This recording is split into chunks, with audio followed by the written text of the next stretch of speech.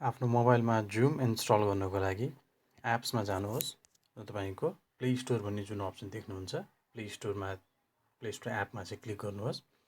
यसमा माथि search button रहेको हुन्छ, त्यहाँ गएर जुम ZOOM जुम चाहिँ सर्च गर्नुहोला। तपाईँको फर्स्टमा यो जुम क्लाउड मिटिङ्स भन्ने एप देखाउँछ, त्यसलाई इन्स्टल गर्नुहोस्। इन्स्टल थिचेपछि तपाईँलाई यो अप्सन्सहरूमा चाहिँ एक्सेप्ट गर्न भन्छ, यसलाई एक्सेप्ट गरिदिनुहोस्। इन्स्टलेसन सुरु हुन्छ। अब केही बेर चाहिँ तपाईँले कुर्नुपर्ने हुन्छ यो इन्स्टल हुन्जेलसम्मको लागि।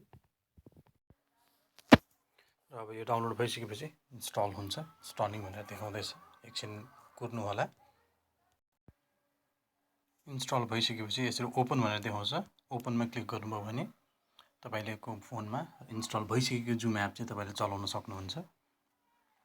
यसलाई चलाउने तरिकाहरूको लागि चाहिँ हामी अर्को भिडियो हेर्नेछौँ।